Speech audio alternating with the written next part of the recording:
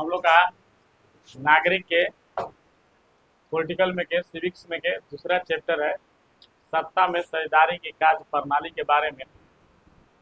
पहला प्रश्न आप लोग का है कि सत्ता की साझेदारी से आप क्या समझते हैं? आप क्या समझते हैं?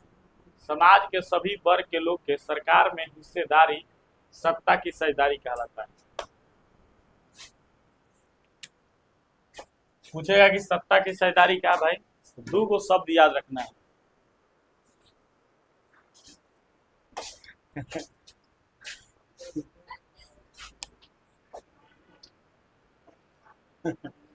यह तो चस्प होने लगी।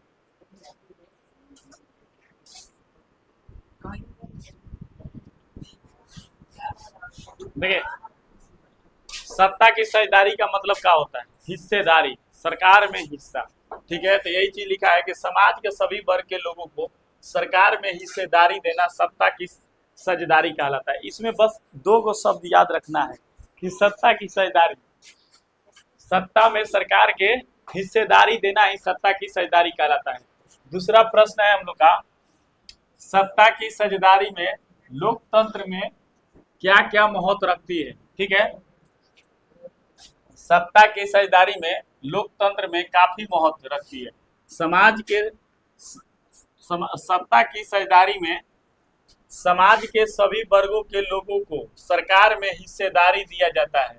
इसमें विभिन्न समूहों एवं विचारों की उचित सम्मान दिया जाता है, जिसे हम विभिन्न सामाजिक समूहों को बीच टकराव की संभावना कम होती है। कहने का मतलब है कि लोकतंत्र में सरकार के द्वारा जो चीजें दी जाती है उस सबको एक समान दी जाती है। अगर नली बनेगा तो सबके लिए नली बनेगा, गली ढलाई होगा तो सबके लिए गली ढलाई होगा। ये नहीं है कि किसी के साथ भेदभाव किया जाएगा। उसको हम लोग, इसी को हम लोग कहते हैं सत्ता की साझेदारी के अंतर्गत माहौल। ठीक है, तो यही चीज लिखा हुआ है। अब हम लोग का मेन यहाँ पर है, तीसरा नंबर प्रश्न पूछा है कि सत्ता की साझेदारी के अलग अलग तरीके बताइए। देखिए, सत्ता की साझेदारी के निम्नलिखित तरीके हैं। पहला, सरकार के विभिन्न अंगों के बीच सत्ता का विभाजन होता है। बहुत सारा अंग होता है, मतलब कि जैसे कहने अंग का मतलब क्या हो गया? मंत्रिमंडल। क्या हो गया? मंत्रिमंडल हो गया, कार्य हो गया ना, इसी को हम लोग अंग बोलते हैं। दूसरा, विभिन्न स्तरों पर गठित सरकारों के बीच सत्ता का विकास, मतलब कि इन लोग का भाई पंचायत लेवल पर, ब्लॉक, जिला स्तर पर, ये सब पर मतलब कि गठन होता है। और उस गठन में कोई पंचायत अध्यक्ष बनता है, कोई जिला अध्यक्ष बनता है, कोई उपाध्यक्ष बनता है, और उसके माध्यम से सरकार अपने काम के विवरण के बारे में जानती है। ये बताइए कि धरातल पर कितना काम हो रहा है। उन लोग का भी मीटिंग होता है, उस मीटिंग में चर्चा होती है, सब लोग अपने अपने क्षेत्र को बताते हैं। जैसे एक विधायक जीत के जाएगा तो विधायक जाएगा, तो जब विधानसभा का बहस चलेगा, उस विधानसभा के बहस में सबसे पहले नंबर वो अपना विधायक जो है अपने क्षेत्र के, जैसे मान लीजिए कि हम लोग का संदेश विधानसभा क्षेत्र है 192, हम लोग के विधायक है किरण देवी जी। अगर यहाँ पर की जो जो कमियां है संदेश विधानसभा क्षेत्र में, वो अपना लिख कर विवरण ले जाएगी। और जब अभी जैसे विधानसभा अभी सत्र चल रहा था, इस सत्र में वो अपना जाकर इस चीज को देगी कि हमारे क्षेत्र में फलना जगह ये चीज की कमी है, तो सरकार उसको वहां पर काम कराने का आगे काम करेगी। ठीक है, तो इसी को हम लोग कहते हैं। इसके बाद आते हैं विभिन्न समुदायों के बीच सत्ता का विकास, मैंने सभी समुदाय के पास, जैसे धर्म जाति सब हम बता दिए आप लोग को। इसके बाद है गैर सरकारी संस्थाओं में सत्ता का विभाजन। गैर सरकारी में मतलब कि जो प्राइवेट स्तर पर चल रहा है उसमें विभाजन का मतलब होता है बंटवारा, अलग अलग अलग। इसके बाद हम लोग का है प्रश्न कि गठबंधन की सरकारों के सत्ता की साझेदारी कौन कौन होते हैं। देखिए, गठबंधन की जो सरकार बनती है वो गठबंधन की सरकार में एक पार्टी की सरकार नहीं होती है, उसमें एक दल, जिसे मान के चलिए अभी एग्जाम्पल तौर पर देख लीजिए, अभी गठबंधन की सरकार है जिसको एक इंडिया नाम दिया गया है और एक नाम एनडीए दिया गया है। एनडीए में बीजेपी, जदयू, रालोसपा, हम, बहुत सारे पार्टियां जो है उसमें मिलकर अपना सरकार का माने गठबंधन करके चला रही है लोग। माने एक पार्टी किसी पार्टी का बहुमत नहीं है। तो यही है कि पूछ रहा है कि गठबंधन के सरकारों में सत्ता की साझेदारी कौन कौन होते हैं। तो पहले नंबर गठबंधन के बारे में आप लोग जान गए। अब जैसे आरजेडी है, राष्ट्रीय जनता दल, कांग्रेस पार्टी, ये सब पार्टी भी अपना एकजुट मतलब मिली है, तो ये भी क्या है गठबंधन में। लेकिन इस गठबंधन की सरकार नहीं है, बिहार में एनडीए गठबंधन की सरकार है, ठीक है, जिसमें चिराग पासवान जी भी है। हाँ? तो यहाँ पर यही है कि जब दो या दो से अधिक दल, गठबंधन की अगर सरकार पूछेगा तो एकदम सिंपल सी बात याद रखना है, जब दो या दो से अधिक दल आपस में मिलकर एक सरकार की गठन करते हैं, एक सत्ता की गठन करते हैं, उसी को हम लोग गठबंधन की सरकार कहते हैं। यही चीज लिखा हुआ है कि जब दो या दो से अधिक दलों आपस में मिलकर सरकार गठन करती है तो उसे हम गठबंधन की सरकार कहते हैं। क्या गठबंधन की सरकार आप लोग का याद हो गया? बोलिए, बस कुछ नहीं है, दो या दो से अधिक राजनीतिक दल आपस में मिलकर एक सत्ता यानी एक सरकार की गठन करती है, उसे हम गठबंधन की सरकार कहते हैं।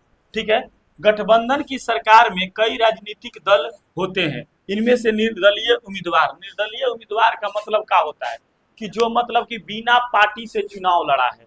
ठीक है, मैंने बिना पार्टी से जो चुनाव लड़ता है, मैंने किसी के सिंबल पर नहीं, अपने खुद के। अब जैसे मान के चले कि यहाँ पर पार्टियां जो चुनाव लड़ती है, यहाँ पर बीजेपी है जिसका कमल छाप चुनाव चिन्ह है, आरजेडी लालटेन छाप, जदयू तीर छाप, बहुजन समाज पार्टी, ये सब बहुजन समाज पार्टी का साइकिल छाप चुनाव चिन्ह, ये सब का है, पार्टी है, इन लोग का सिंबल है। लेकिन अगर कोई निर्दलीय चुनाव लड़ेगा तो उसका एक चुनाव चिन्ह अलग आएगा, समझे, वो किसी पार्टी से नहीं है, लेकिन वो चाहेगा तो सरकार में अपना शामिल हो जाएगा। ठीक है, तो वही कह रहा है कि निर्दलीय उम्मीदवार भी गठबंधन के सरकार में साझेदारी हो सकते हैं, मतलब कि मिल सकते हैं। 1990 के बाद गठबंधन की राजनीति का दौर शुरू हुआ, मतलब कि 1990 से जो चल रहा हुआ भारत में हमेशा किसी एक पार्टी की सरकार नहीं बनी है। जब किसी पार्टी की सरकार बनी है तो किसी से ना किसी से मिलजुल कर ही बनी है। मतलब इसके पहले जो कांग्रेस की जो सरकार थी वो एक सरकार बना लेते थे, ठीक है, लेकिन जब 1990 के बाद से जब दौर आया तो उस समय से कहीं भी हर एक राज्य में हर एक लोकसभा के चुनाव हो चाहे विधानसभा के, दो पार्टी, हमने के बिहार में देख ला, हम भी जब से देख रहे हैं बिहार में तब से अभी तक सरकार जो है किसी न किसी, अभी तो मान के चला कि 15 से 20 बरी तक गठबंधन का सरकार बीजेपी और जदयू चल रहा है। उसके बीच में 2 बार 15 में ये आरजेडी और जदयू मिलकर सरकार, तो मतलब कि किसी भी पार्टी की एकच सरकार नहीं है। एकच सरकार कब आएगी? जो बिहार में कुल विधानसभा के कुल सीटों की संख्या 243 है, 243 में जिनका 122 सीट अगर अकेले आ जाएगा तो उनका बहुमत के आधार पर उनको सरकार बनेगा। तब किसी पार्टी का 122 को सीट अबे नहीं करता है, तब कहता है भैया देखते मिल जो हमरा के, हम तोरा के हाई मंत्रिमंडल दे देबो, चल भाई, इस पर सरकार बनती है। समझे, ये गठबंधन की सरकारों की सत्ता की साझेदारी क्या आप समझ गए? चलिए अगला हम लोग प्रश्न देखेंगे।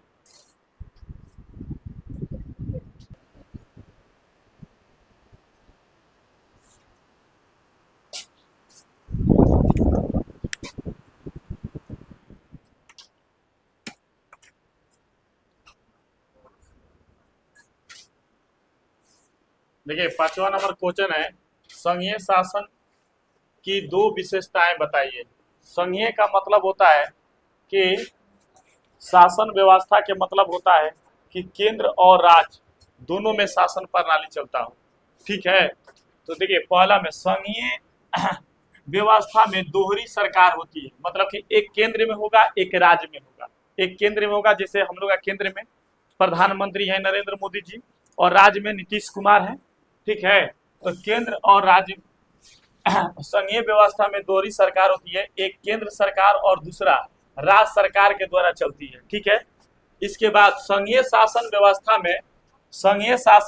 में इसके पहले भी बताए थे कि संघीय शासन व्यवस्था में कोई अगर कानून बनेगा तो उस कानून पर अगर राज्य सरकार का सहमति नहीं होगा तो केंद्र सरकार अपने से उस कानून को पास कर सकती है। ये संविधान में हम लोग का लिखित है, ठीक है ना। तो संघीय शासन व्यवस्था में सर्वोच्च सत्ता केंद्र सरकार और राज्य सरकार के बीच बट जाती है। ठीक है, तो संघीय शासन व्यवस्था में हम लोग का याद रखना पड़ेगा कि दो सरकारें होती है, एक केंद्र और एक राज्य। ठीक है, आगे आते हैं। भारतीय संघीय व्यवस्था की दो विशेषताएं बताइए।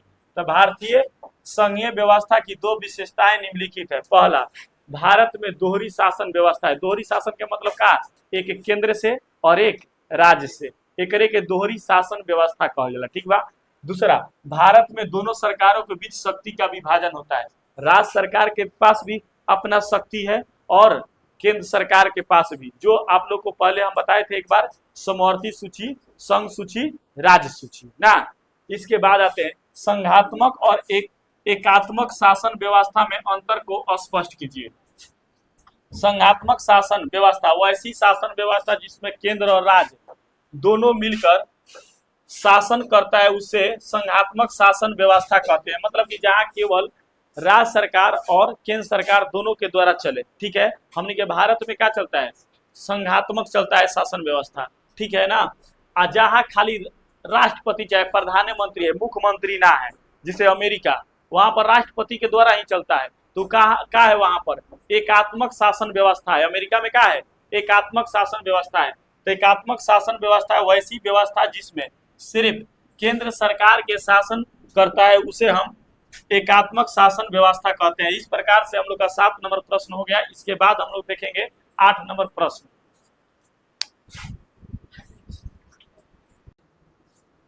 देखिए, हम लोग का 8 नंबर प्रश्न है कि केंद्र शासित राज्य क्या है।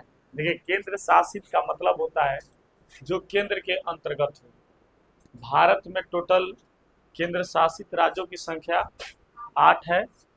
दिल्ली केंद्र शासित है, लक्षद्वीप केंद्र शासित है, अंडमान निकोबार द्वीप समूह केंद्र शासित है। ये सब टोटल राज्य जो है ये केंद्र शासित है। वहाँ पर केंद्र की सरकार चलती है और वहाँ राज्यपाल काम करता है। समझे बात।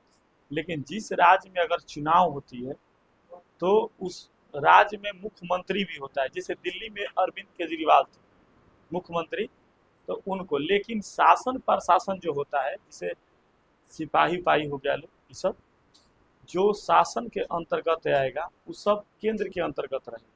वो जैसे चाहेगा वहाँ पर शासन प्रणाली उसी प्रकार से चलेगा। समझे बात। वहाँ मुख्यमंत्री की बात की मान्यता ना होगी, शासन के अंतर्गत राज्यपाल की मान्यता दी जाएगी, क्योंकि राज्यपाल जो आते हैं वो केंद्र सरकार के अंतर्गत आते हैं।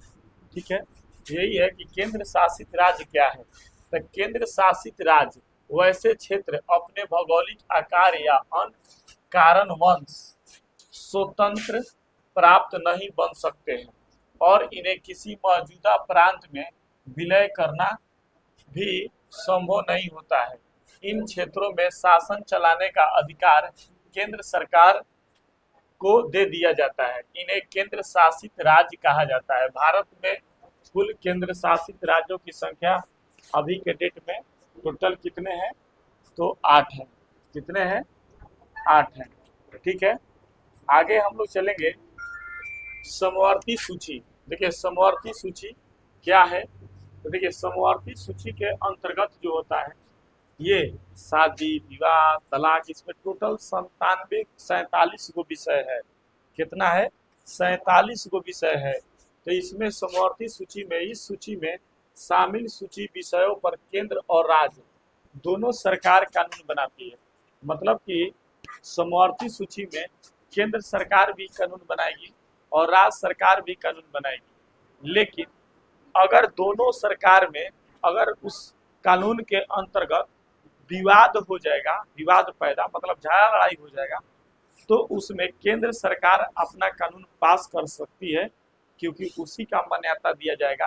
राज्य सरकार का कानून बनाया हुआ रद्द कर दिया जाएगा।